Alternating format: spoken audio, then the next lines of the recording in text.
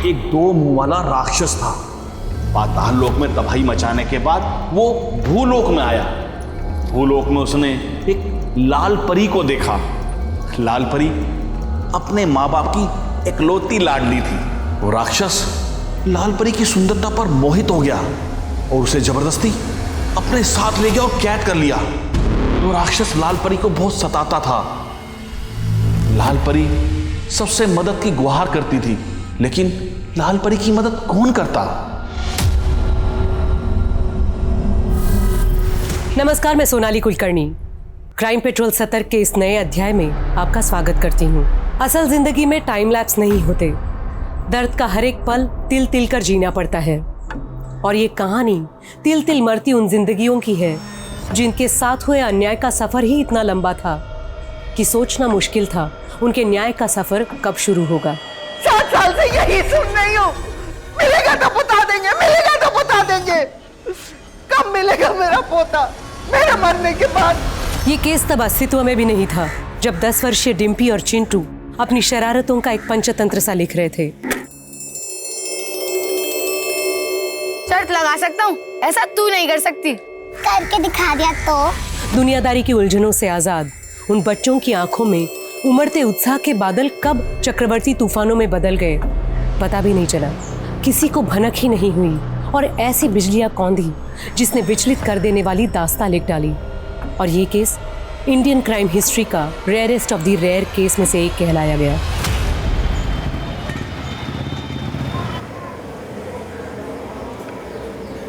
डिम्पी, आज जब मैं काम से घर लौटूं ना तो तेरी एक भी शिकायत नहीं मिलनी चाहिए, समझी ना? नहीं मिलेगी माँ। और हाँ, याद है ना तुझे आज क्या करना है? दद्दू के पास से जब याद है माँ, दद्दू के घर जाकर होमवर्क करना है, फिर घर आकर होमवर्क करना है और पानी भरना और चिंटू से बात नहीं करनी है। शाबाश, होमवर्क करके सीधे घर आ जाना। शाम को मिलते हैं, जा।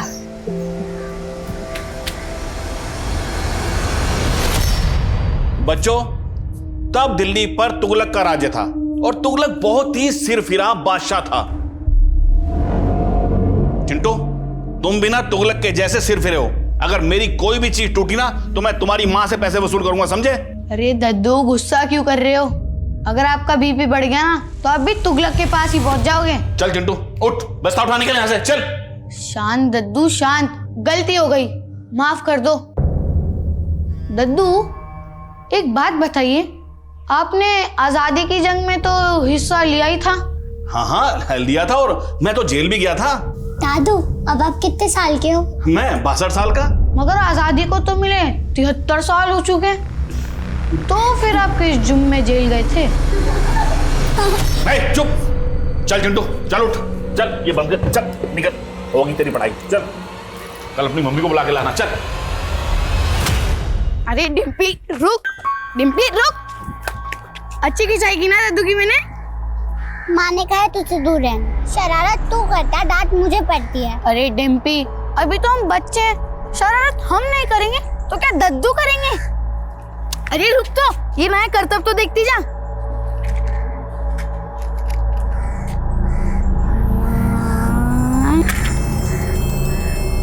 शर्त लगा सकता हूँ, ऐसा तू नहीं कर सकती। करके दिखा दिया तो लिख कर। ये देख। मजा आया ना? हाँ। चल कुछ और जलाते हैं। चल चल। चल इसको जलाते, मगर संभल के। हाँ, जलाना। आग लग गई। टिम्पी माँ! अरे चिंटू, टिम्पी, क्या कर दिया तुम लोगों ने? अरे पानी लगाओ, मेरे घर को आग लगाने आते हैं लोग। अरे पानी लगाओ, मैं छोड़ूंगा तुम दोनों को मैं।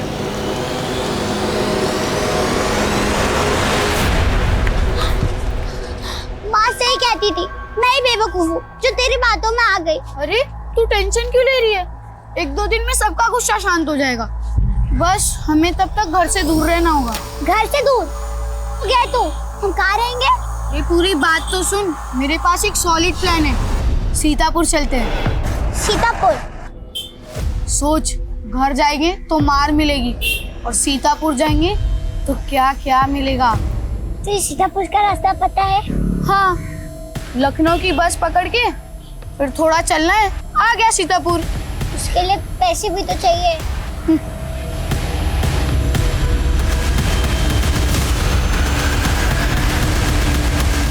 सुजाता, क्या हुआ मकरंद जी? तेरी बेटी डिम्पी और नालायक चिंटू की वजह से आज मेरा घर जल जाने वाला था। डिम्पी की तरफ से मैं आपसे माफी मांगती हूँ। सुजाता, गलती तुम्हारी भी है, तुम्हारी बेटी की भी है। मानता हूँ बिन बाप की बच्ची है, लेकिन उसे संस्कार देना तुम्हारी भी जिम्मेदारी है। मैं बहुत शर्मिंदा हूँ मकरंद जी, माफ कर दीजिए हमें। माफी मांगने से काम नहीं चलेगा, तुम्हें नुकसान की भरपाई करनी होगी। आज इस डिम्पी को ना मैं छोड़ूंगी नहीं। डिम्पी!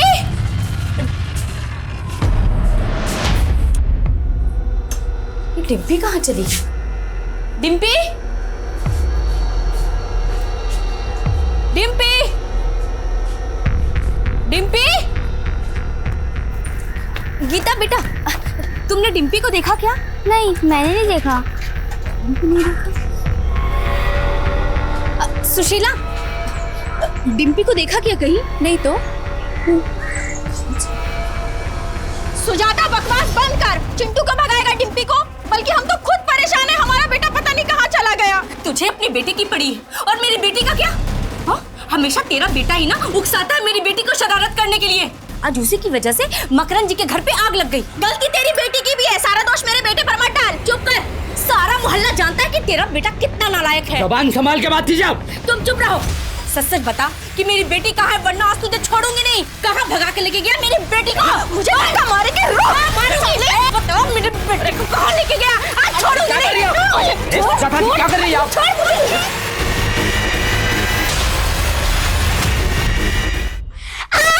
बचाओ! बचाओ! बचाओ मुझे कोई!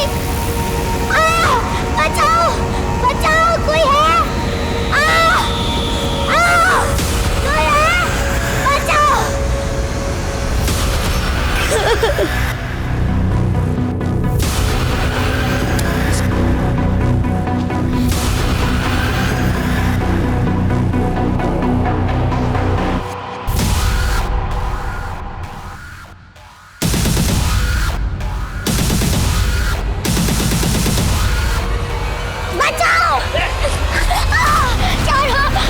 छोड़ो मुझे! छोड़ो मुझे! छोड़ो मुझे! अरे छोड़ो! क्या हो रहा है सब? साहब, इसका बेटा मेरी बेटी को भगा लेके गया। साहब, ये झूठ बोल रही है, मेरे बेटे ने कुछ नहीं किया। यूरोप गई है। देखिए साहब, इसने देखिए कैसे नाखून मारे हैं मुझे। मेरे बेटे सर, आप यहाँ? मैं अराउंड पे आया था। इतने यहाँ भीड़ इकट्ठा क्यों है? ये दोनों झगड़ा कर रही थी। साहब, सारा कसूर इसके बेटे का ही है। पता नहीं मेरी बेटी किस हाल में होगी। साहब, ये झूठ बोल रही है। शांत हो जाइए, शांत हो जाइए, शांत हो जाइए। देखिए, इस वक्त आप दोनों एक ही मुश्किल से गुजर रहे हैं। आप दोनों के बच्चे लापता हैं। एक दूसरे पे इल्जाम लगाने से अच्छा होगा एक दूसरे का सहारा बनिए। राजेश, मनीषा, मोहल्ले में ढूंढो इनके बच्चों को, यहीं कहीं होने चाहिए। Okay sir. ये देखो, इन दोनों बच्चों का नाम चिंटू और डिम्पी है। कहीं देखा ही नहीं आसपास? जी नहीं सर, नहीं देखा। बेटा, इंस्पेक्टर ज्वाला प्रसाद कहाँ है? ज्वाला प्रसाद? इस नाम का तो कोई भी इंस्पेक्टर नहीं है यहाँ पर माँ जी। नहीं बेटा, है। मैं उन्हें यहीं कई बार मिली हूँ, इनको पता है। अरे माँ जी, आप? माँ जी, इंस्पेक्टर ज्वाला प्रसाद तो कुछ महीने पहले रिटायर हो गए। क्या? अब मैं क्या करूंगी?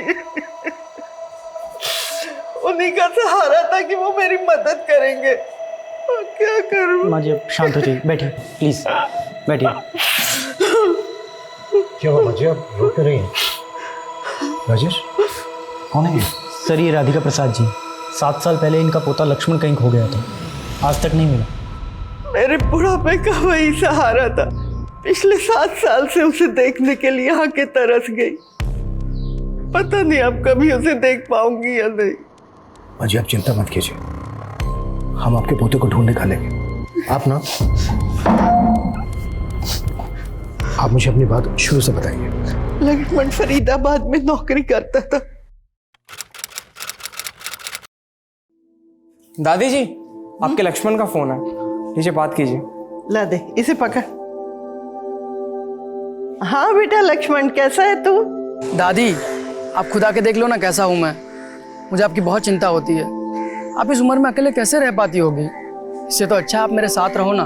अरे बेटा, तेरी कोई बात टाली है जो अब टालूंगी? तो आप अपना सामान बांध लो, मैं टिकट भिजवा रहा हूँ और विजय से कह दूंगा, वो आपको फरीदाबाद की ट्रेन में बिठा देगा और मैं यहाँ स्टेशन पे पिक करने आ जाऊंगा। पर वो आया नहीं। मैं 2 घंटे तक स्टेशन पे उसकी राह देखती रही। उसने अपने घर का पता भी दिया था मुझे, पर वहां ताला लगा था। आस पड़ोस वालों को भी नहीं पता कि लक्ष्मण कहाँ गया।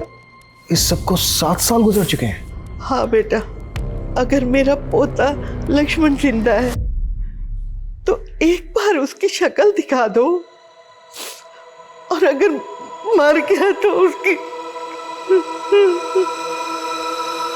मैं मानता हूं 7 साल एक लंबा अरसा होता है, ये काम इतना आसान नहीं है, लेकिन हमें करना है। लक्ष्मण प्रसाद मिसिंग केस की फाइल निकालो। Okay sir.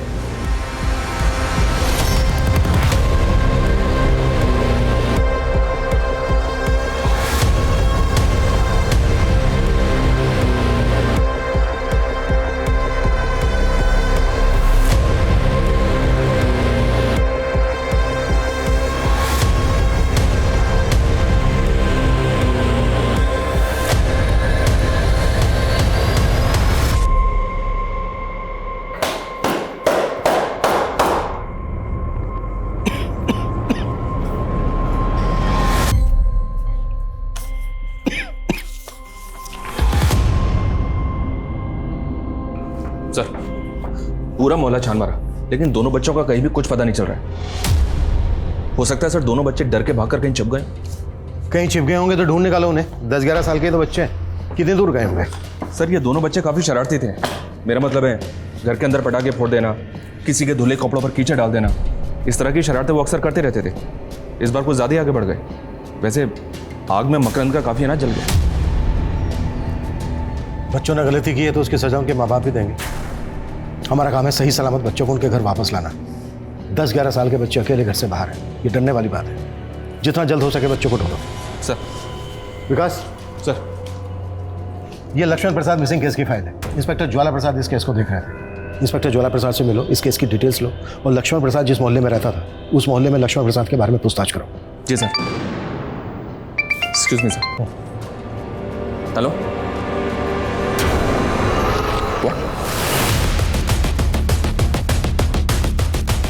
साइड आओ, साइड करो। जैन सर, आइए सर, इस सर, साइड लो। ये देखिए सर।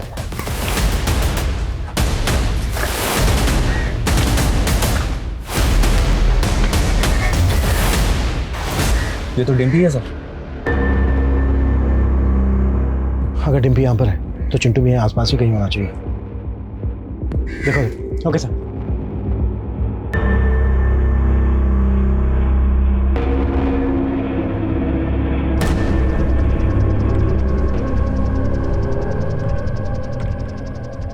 सर बच्ची के फटे हुए कपड़े देखकर तो ऐसा लग रहा है कि जैसे किसी ने उसके साथ जबरदस्ती की।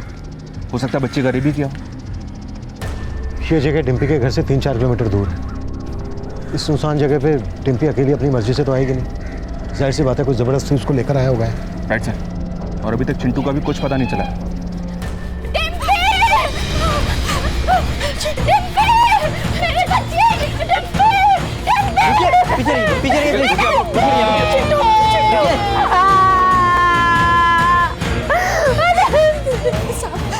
मेरा चिंटू का है, मेरे बेटे चिंटू का कुछ पता चला? देखिए हमारी टीम ढूंढ रही है, हम जल्दी ढूंढ रहे हैं। मेरा बेटा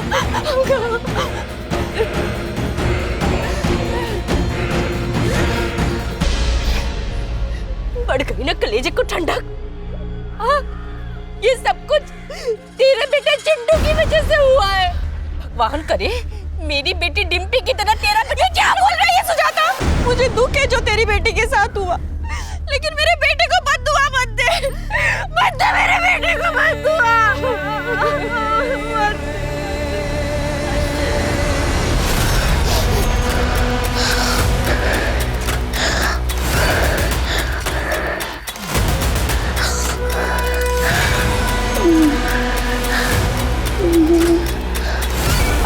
जिंदगी अगर एक रिकॉर्डेड वीडियो की तरह रिवाइंड हो पाती तो डिम्पी के साथ हुई दरिंदगी का चलचित्र किसी को भी विचलित कर देता।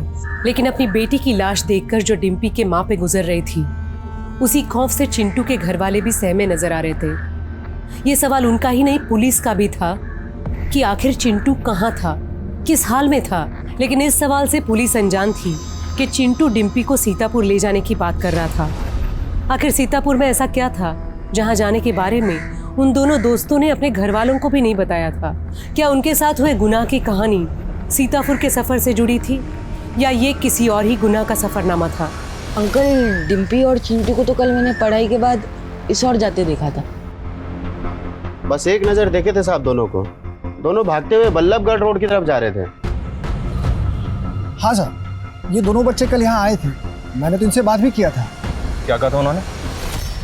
सीतापुर? नहीं बच्चा, हमें नहीं मालूम सीतापुर कहाँ पड़ता है। लखनऊ के पास ही है सीतापुर।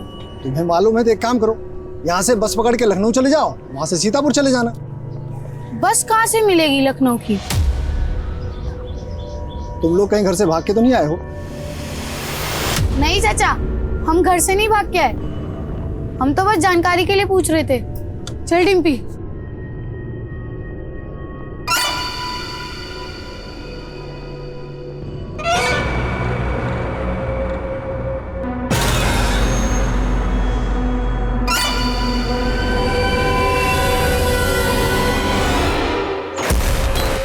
कौन था वो आदमी? दिखता कैसा था? साहब मैंने उसको पहले यहाँ कभी देखा नहीं था। हाँ, दिखने में थोड़ा लंबा चौड़ा था, उम्र कोई 29-30 साल के आसपास रही होगी। तुम्हें शक्ल ठीक से आता है उसकी? स्केच बनवा सकते हो उसका? नहीं साहब, मैं उसका चेहरा तो नहीं बनवा सकूंगा। हाँ, लेकिन देखूंगा तो पहचान जाऊंगा। उसकी साहब मैं आवाज़ भी सुनूंगा ना तो भी पहचान जाऊंगा, क्योंकि वो कुछ कुछ शब्द जो है ठीक से बोल नहीं पाता था। एक कप चाय देना।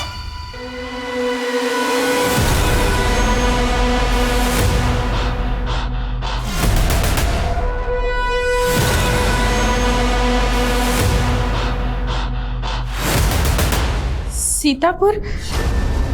नहीं साहब, सीतापुर में तो हमारा कोई रिश्तेदार नहीं रहता। सीतापुर क्यों जाएगी मेरी डिम्पी? जरूर वो चिंटू ही ना उसे बहला फुसला कर ले गया होगा। सुजाता जी, आपकी किसी के साथ कोई दुश्मनी?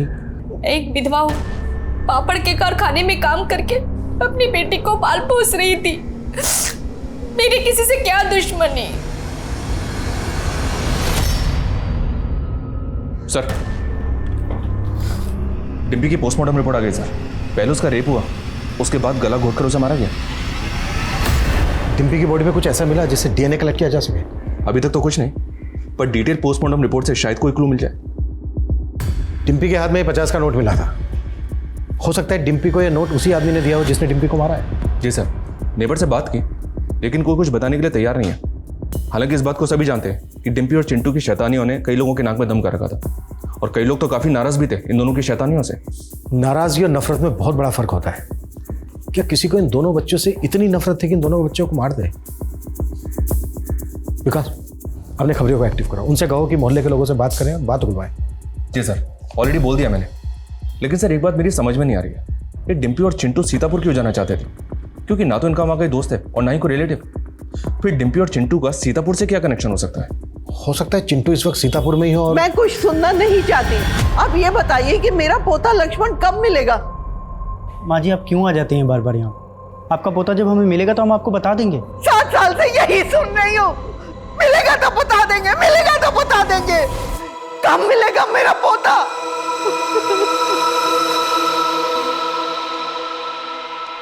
चिंटू को तो हम ढूंढ ही रहे, साथ ही हमें लक्ष्मण प्रसाद मिसिंग केस पर भी ध्यान देना होगा। अपने खबरी नेटवर्क को एक्टिव करो, एटलीस्ट इन्वेस्टिगेशन शुरू तो हो। मेरा पोता मासूम सा बच्चा था, वो पता नहीं कहाँ होगा, किस हाल में होगा। ये रे मेरी 3 रानियां, इससे भारी पत्ते हैं तो निकाल, वरना सारा माल मेरा। 3 बादशाह। लक्ष्मण तू फिर से हार गया। तुझे ना अभी खेलना नहीं आता है, तू कच्चा खिलाड़ी है।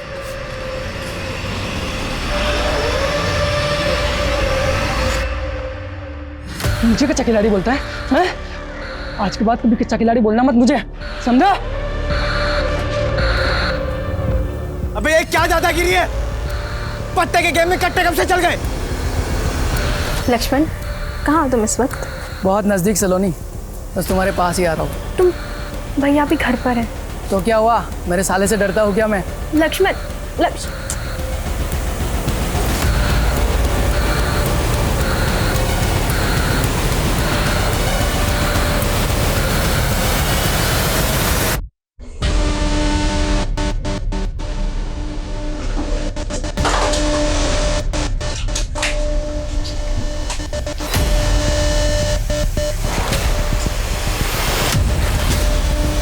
तू सलोनी का भाई है?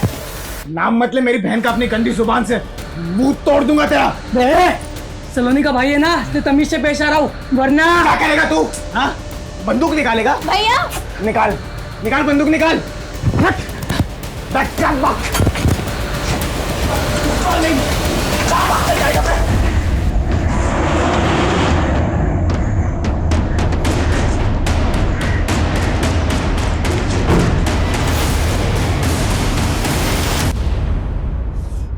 लक्ष्मण प्रसाद साहब, जितना नाम उसका सीधा था उतने ही काम उसके उल्टे थे। एक नंबर का चरसी और जुवारी था। आखिरी बार लक्ष्मण को कब देखा था? इतने साल गुजर गए, अब तो कुछ याद भी नहीं है। बस इतना याद है कि उसने कुछ ना कुछ बड़ा लफड़ा किया था और तब पुलिस भी आई थी उसके बारे में पूछताछ करने के लिए। बस उसके बाद मामला ठंडा पड़ गया और उसके बाद मैंने लक्ष्मण को दोबारा नहीं देखा। सर, उस चाय वाले ने जिस आदमी के बारे में बताया था वो एक सीसीटीवी फुटेज में कैप्चर हुआ। मैंने उस चाय वाले को ये फुटेज दिखाया है, उसने कंफर्म किया है कि वही आदमी।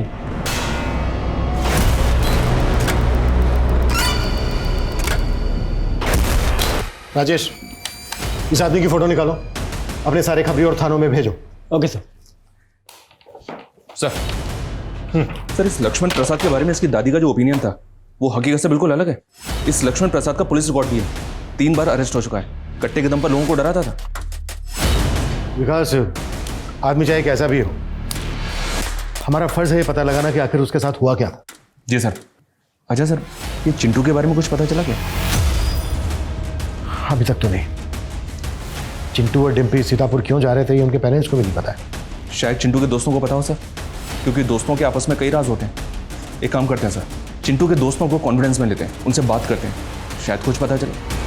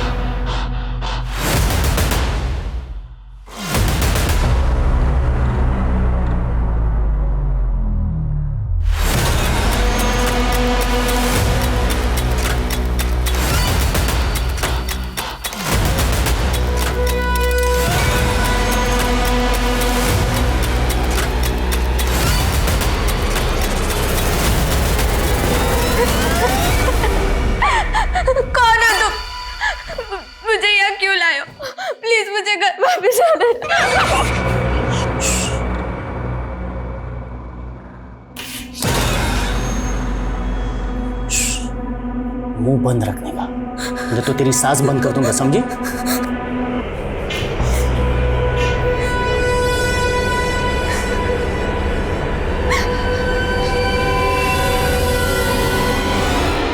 याशी, तुम्हें यूनिकॉर्न के टॉयज पसंद है ना?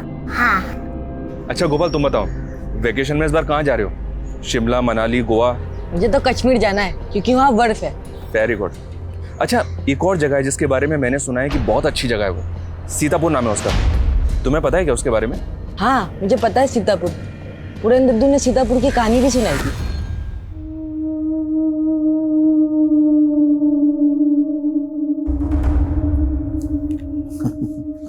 बेटा, ये कोई मामूली पत्थर नहीं है, इस पत्थर की भी अपनी एक कहानी है, सच्ची कहानी। सुनोगे?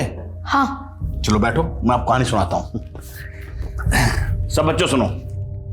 एक 2 मुंह वाला राक्षस था। पाताल लोक में उसने बहुत तबाही मचाई, पाताल लोक में तबाही मचाने के बाद वो भूलोक में आया। भूलोक में उसने एक लाल परी को देखा। लाल परी अपने माँ बाप की इकलौती लाडली थी। वो राक्षस लाल परी की सुंदरता पर मोहित हो गया और उसे जबरदस्ती अपने साथ ले गया और कैद कर लिया। वो राक्षस लाल परी को बहुत सताता था, मारता था।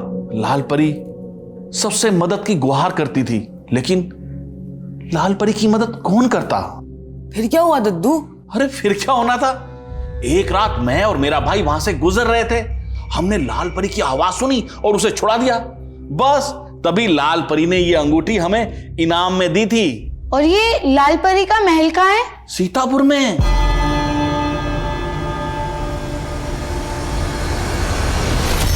ले खा ले, चुपचाप खा ले। हाँ, ज्यादा नौटंकी मत कर, समझे?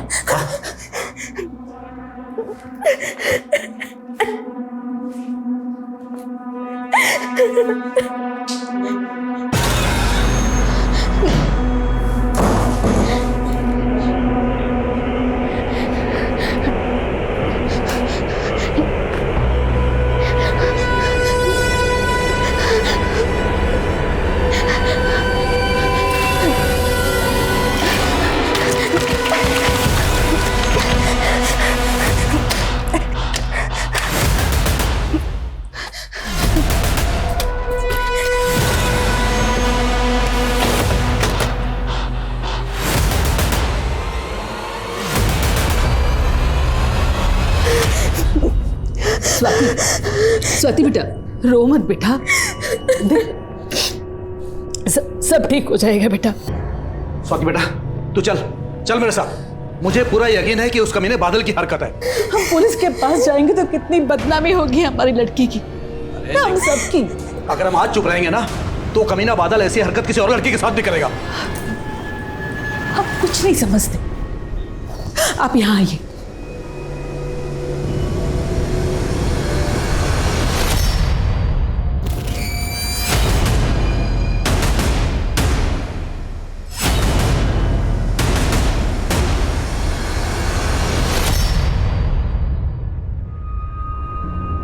तो स्वाति, उस आदमी ने आपको उनसे बेहोश किया और फिर आपको अगवा करके एक सुनसान जगह पे ले गया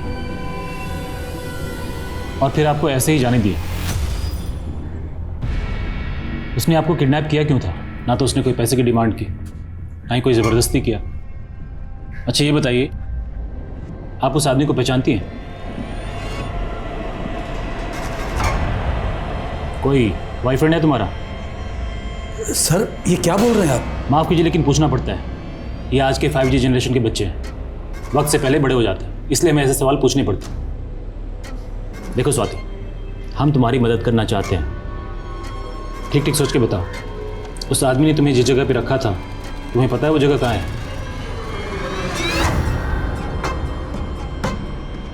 ठीक से याद नहीं सर, अगर वो जगह वापस देखूंगी तो पहचान लूंगी।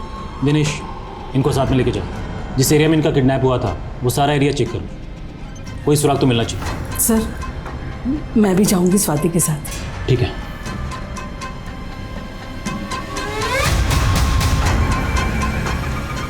आपको शक है किसी पे? कौन हो सकता है जो ऐसी हरकत करेगा? सर हमारे पड़ोस में एक आदमी रहता है, बादल। वो पहले भी स्वाति को परेशान करता था। सर वो 2-3 बार जेल भी जा चुका है। मुझे पूरा यकीन है सर, ये उस बादल की हरकत है।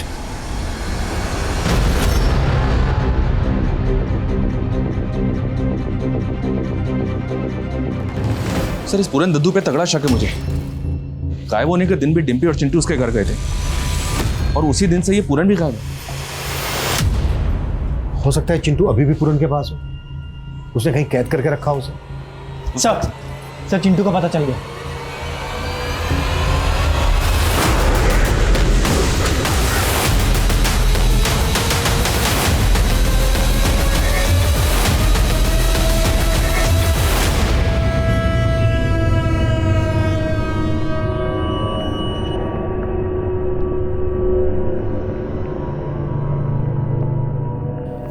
सांसें चल रही हैं सर अभी तक। बच्चे को अस्पताल लेके जाओ जल्दी, क्विक।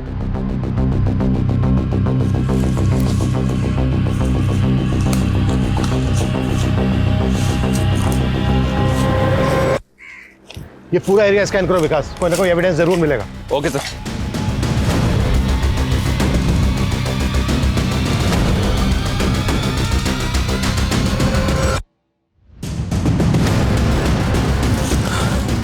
सर पूरा एरिया छान मारा, लेकिन अभी तक ऐसा कुछ नहीं मिला है जो हमें इस केस में लीड दे सके। बच्चे को इतने दिनों तक अपने कब्जे में रखा, फिर मरने के लिए यहाँ छोड़ दिया। ये तो चिंटू की किस्मत अच्छी थी कि उसकी जान बच गई। अब तो चिंटू होश में आएगा, तभी पता चलेगा कि इसके पीछे कौन हो सकता है। हम चिंटू के होश में आने का इंतजार नहीं कर सकते विकास। इतने समय में कातिल कहीं से कहीं पहुंच जाएगा। भले ही गेहूं के साथ घुन पिसे, हम किसी को बेनिफिट्स ऑफ डाउट नहीं देंगे। चिंटू और डिम्पी से जिन जिन को प्रॉब्लम थी, उनके साथ सख्ती से पूछताछ करो, उनके घर भी चेक करो। Okay sir.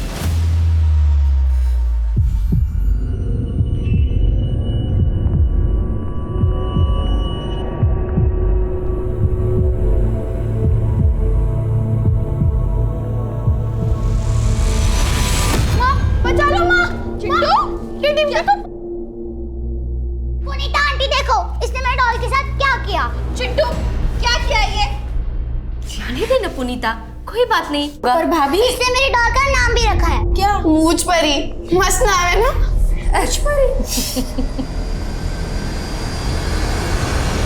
आसपास के सभी मोहल्ले के लगभग सारे मकान दिखा चुके हैं हम स्वाति को, मगर अब तक ये बता नहीं पा रही है आखिर इसे रखा कहाँ गया था। सर आप उस बादल को पकड़िए, ये उसी की हरकत है सर। बादल को उठाया हमने, देखते हैं पूछताछ में क्या कुछ उगलता है। वैसे हमें तो शक है आपकी बेटी स्वाति भी कुछ छुपा रही है हमसे।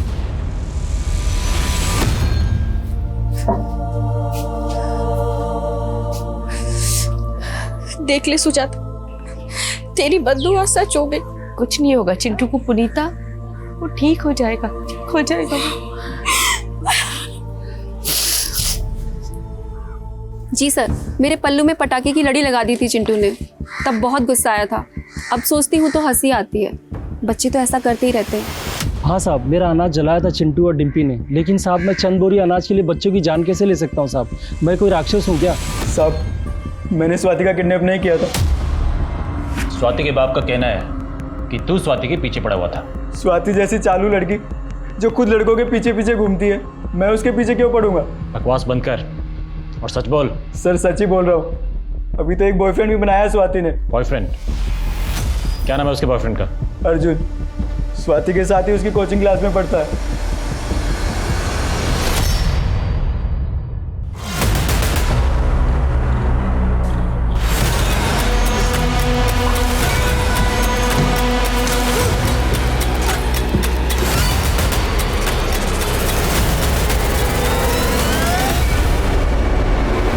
लीजिए, आपकी बेटी स्वाति के किडनैपिंग का केस सॉल्व हो गया। ये अर्जुन, आपकी संस्कारी बेटी स्वाति का बॉयफ्रेंड। जिस दिन ये सो कॉल्ड किडनैपिंग हुई थी, स्वाति अपनी मर्जी से इसके पास थी। अर्जुन तू बता, उस दिन ये आई थी तुमसे मिलने की नहीं? हाँ सर, ये मिलने तो आई थी उस दिन, लेकिन उसके बाद हमारी लड़ाई हो गई, रेस चली गई थी वहाँ से। सर आप जैसे सोच रहे हैं सर नहीं। स्वाति, सफाई अपने माँ बाप को देना। आप लोगों की वजह से पुलिस का कितना टाइम बर्बाद हुआ है, एहसास है आपको? ये क्या किया तूने स्वाति? हमारी इज्जत का जरा भी ख्याल नहीं आया तुझे? नहीं माँ, ऐसा कुछ नहीं। आप मुझ पे विश्वास कीजिए। पापा आप तो। सर चिंटू को सेक्सुअली असॉल्ट किया गया था और डिम्पी की तरह उसके पास से भी 50 रुपए का नोट मिला। हेलो,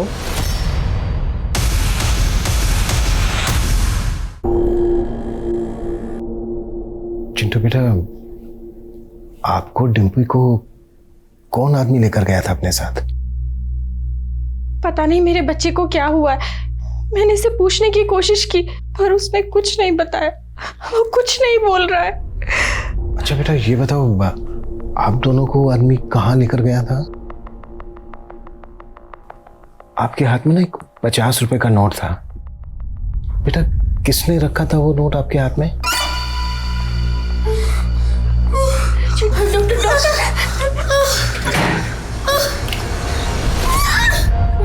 डॉक्टर साहब 2 मिनट बाहर वेट कीजिए, आ रहा हूँ।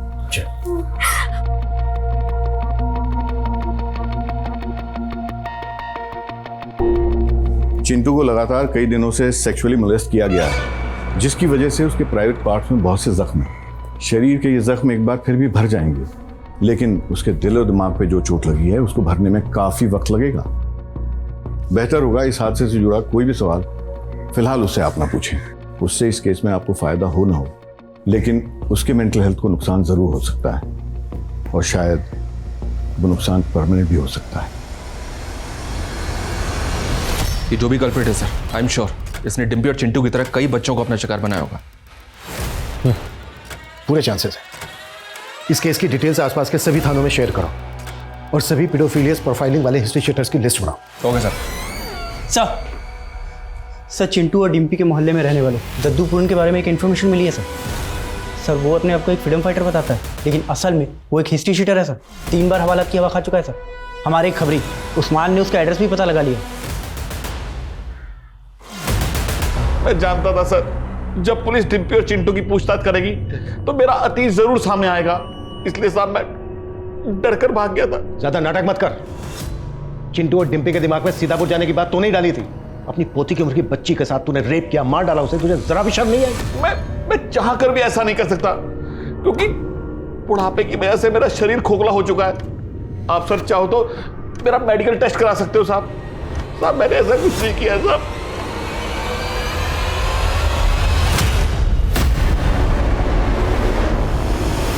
स्वाति स्वाति स्वाति स्वाति स्वाति स्वाति स्वाति स्वाति की आप बीती मानो एक खेल बन के रह गई थी। उसके माता पिता उसको पुलिस के पास जरूर ले गए, लेकिन उससे ये असलियत बताने से रोका गया कि उसका रेप हुआ था। एक संवेदनशील स्थिति को इतनी संवेदनहीनता से डील किया गया कि उस बच्ची का अस्तित्व ही बिखर के रह गया और गैर जिम्मेदाराना पुलिसिंग ने उस बच्ची को वो यातना दी जिसके चलते अक्सर रेप विक्टिम कानूनी रास्ता अपनाने से डरते हैं। फिर स्वाति तो सिर्फ 13-14 साल की थी, जिसे अपने माता पिता का सहयोग भी नहीं मिला था। स्वाति की आत्महत्या के बाद क्या डॉक्टर उसे बचाने में सफल होंगे? क्या चिंटू कभी बता पाएगा कि उसके साथ क्या हुआ था? और डिम्पी के साथ हुए गुनाह की कहानी आखिर क्या थी? उसकी बेजान लाश की मुट्ठी में मिले उस 50 रुपए के नोट का राज आखिर क्या था? सर, पूरन की लिबिडो रिपोर्ट आ चुकी है। रिपोर्ट के मुताबिक पूरन रेप कर ही नहीं सकता।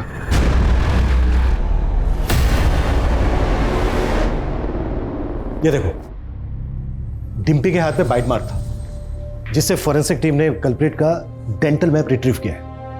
ये एविडेंस हमें कल्प्रिट तक पहुंचा सकता है। सर चाय वाले का फोन आया था। चिंटू और डिम्पी को जिस आदमी के साथ देखा गया था उसे उसी एरिया में दोबारा से देखा गया।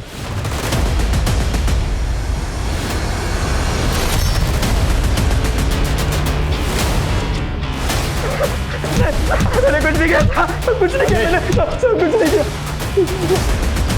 मैंने उस लड़के चिंटू के हाथ में 500 के नोट देखे थे। बस वो पैसों के लालच में मैं उनके पीछे पीछे चला गया था। सुनो बेटा, मेरे पास 2000 का नोट है। एक नोट संभालना आसान रहेगा। तुम मुझे 4 नोट 500 के दे दो, मैं तुम्हें 2000 का दे देता हूँ। नहीं अंकल, इसकी कोई ज़रूरत नहीं है। मुझे इतने पैसे संभालने की आदत है। बस मैंने तो पैसे हटने की कोशिश की थी और जब उसने पैसे नहीं दिए तो मैं वहाँ से निकल लिया।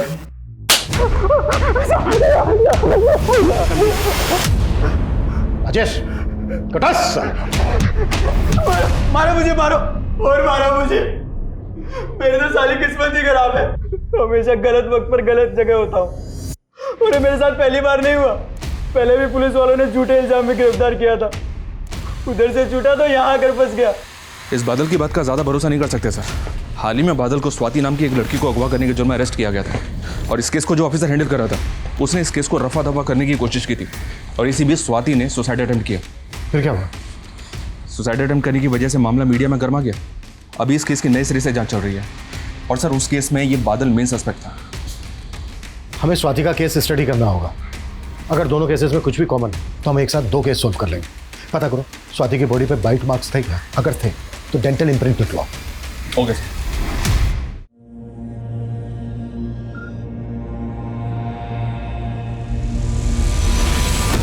डिम्पी को छोड़ दो चिंटू, डिम्पी को छोड़ दो चिंटू, डिम्पी को छोड़ दो चिंटू बेटा, डिम्पी डिम्पी चिंटू बेटा, डिम्पी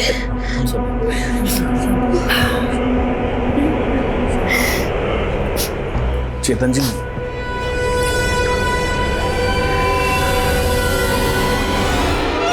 चेतन जी, ये मेरे सारे जीवन भर की कमाई अगर चिंटू के इलाज में काम आ जाए तो मुझे बहुत खुशी होगी। मैंने चिंटू को हमेशा शरारतें करते, शोर करते देखा है। ये शांत चिंटू मुझसे देखा नहीं जाता। प्लीज आप ले लीजिए।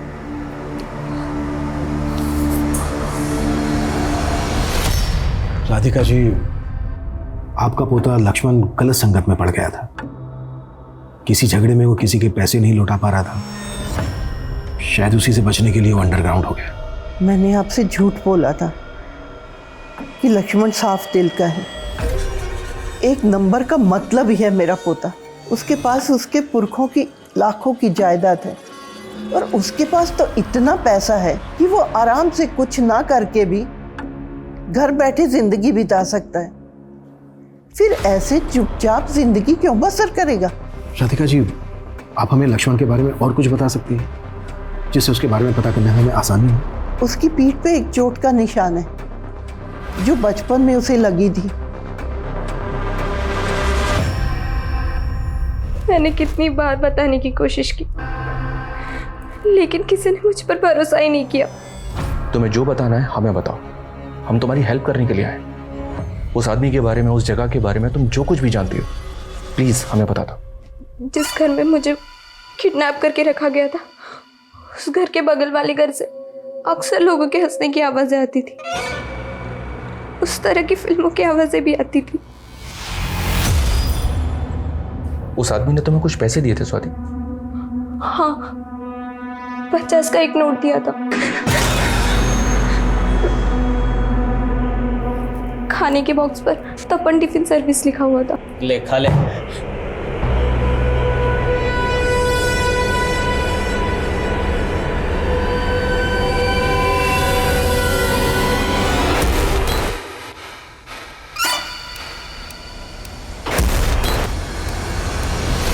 अरे साहब, हमारी टिफिन सर्विस से रोज 800 टिफिन डिलीवर होते हैं। अब हमें क्या पता उनमें से खूनी कौन है? वो हम पता लगाएंगे। तुम्हारे जितने भी कस्टमर्स हैं ना, सबकी डिटेल्स हमें दो तुरंत, वरना तुम अगला टिफिन लॉकअप में खाओगे। ठीक है साहब। सर, पूरी एरिया का पिछले 7 साल का क्राइम डेटा स्कैन किया। मोलेस्टेशन के 200 केस रिपोर्ट हुए हैं, जिनमें 30 मर्डर शामिल है और 50 से भी ज्यादा विक्टिम आज भी मिसिंग है। ये सारे तो रिपोर्टेड केसेस हैं। ऐसे और भी बहुत से केसेस होंगे जो रिपोर्ट ही नहीं हुए। लेकिन इस सबका तपन टिफिन सर्विस से क्या कनेक्शन हो सकता है? क्योंकि सर, इन सभी जगहों पर जहाँ मोलेस्टेशन हुआ है, वहाँ पर ये तपन टिफिन सर्विस ही डिलीवरी करता है। जहाँ जहाँ पर तपन टिफिन की डिलीवरी होती है, उन सारी एरियाज पर नजर रखो। जरूरत पड़े तो सारे कस्टमर्स का प्रोफाइल निकालो। आई थिंक हम सही ट्रैक पर जा रहे हैं। जितने भी डिलीवरी बॉय हैं, उन सबकी डिटेल्स निकालो। इससे पहले कि अपराधी किसी और बच्चे को अपना शिकार बनाए, हमें उसे रोकना होगा। Okay sir.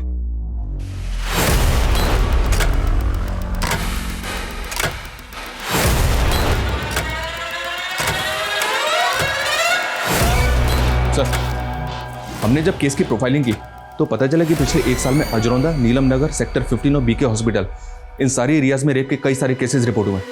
एक डिलीवरी बॉय को जब मैंने पैसे दिए तब उसने इन्फॉर्मेशन दी। मेरी बहन सेक्टर 15 में रहती है। सेक्टर 15 में? जी सर। तो उस एरिया में तुम डिलीवरी करते हो? नहीं, वहाँ भी गिरिंदर ही डिलीवरी करता है। बीके हॉस्पिटल और नीलम नगर भी उसी के एरिया में आता है सर। और इन सारे एरियाज में एक ही आदमी डिलीवरी करता है सर, गिरिंदर। उसका पता मिल गया हमें? उठाते हैं साले को। मूव। ये झूठ है साहब। मैंने किसी का रेप नहीं किया, ना ही किसी को मारा है। आप ऐसे ही फंसा रहे हो मेरे को। फंस तो तू पहले ही चुका है। तेरे डेंटिस्ट से हमने तेरा डेंटल रिकॉर्ड भी निकाला। टिम्पी के हाथ पे जो बाइट मार्क था वो भी मैच हो गया। अब तो कबूल नहीं भी करेगा ना, तो भी हम ये अच्छी तरह से साबित कर सकते हैं कि मासूम बच्चों को अपनी हवस का शिकार बनाने वाला वो दैत्य तू ही है। तेरे लिए बेहतर यही होगा कि कबूल कर ले, नहीं तो तेरे सारे दांत तोड़। बताता हूँ।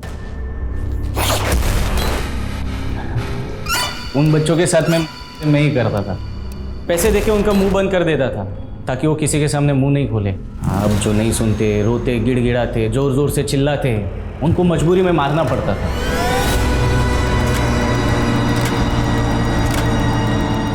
तूने उनको उठाया कैसे? अरे बच्चों, कहाँ बस अड्डे पे जाना है? किस लिए? लखनऊ की बस पकड़ के वहाँ से सीतापुर जाना है। प्लीज लेके चलो ना।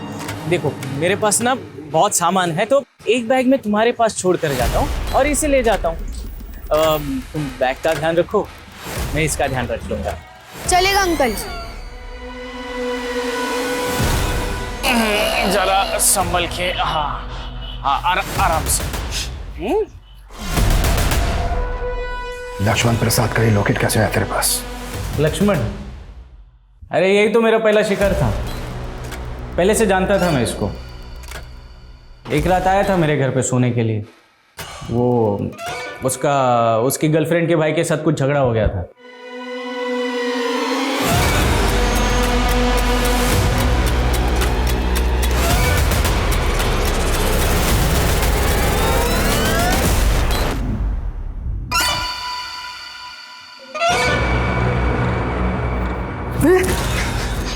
साले क्या कर रहा है? देख मूड बन गया, बिगाड़ मत। हाँ आजा। चल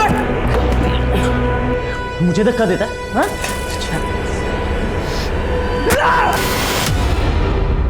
ये लक्ष्मण वाले कांड के बाद समझ में आया कि असली मतलब बड़े लड़कों के साथ में नहीं है। अब तक कितने बच्चों के साथ किया ये सब? कुछ याद नहीं, मतलब कभी गिना ही नहीं। फिर भी 100 बच्चों के साथ किया होगा। हाँ, अब 50-55 को मैंने ऐसे ही जाने दिया करके। 20-25 को मारना पड़ा और रोने लग गए थे, चिल्लाने लगे थे ना, इसीलिए। राजेश, इसकी चीख मुझे मेरे केबिन तक सुनाई देनी चाहिए। साले को।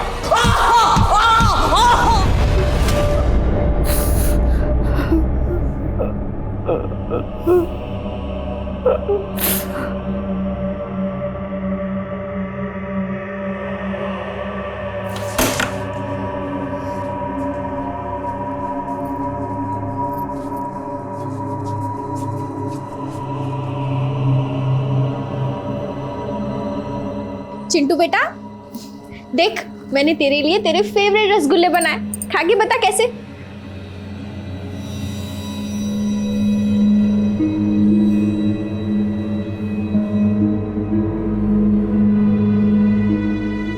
गिरिंद्र की गिरफ्तारी के बाद ऐसे ऐसे गुनाहों के पिटारे खुले जिन्हें पिछले 7 सालों में ठंडे बस्ते में डाल दिया गया था।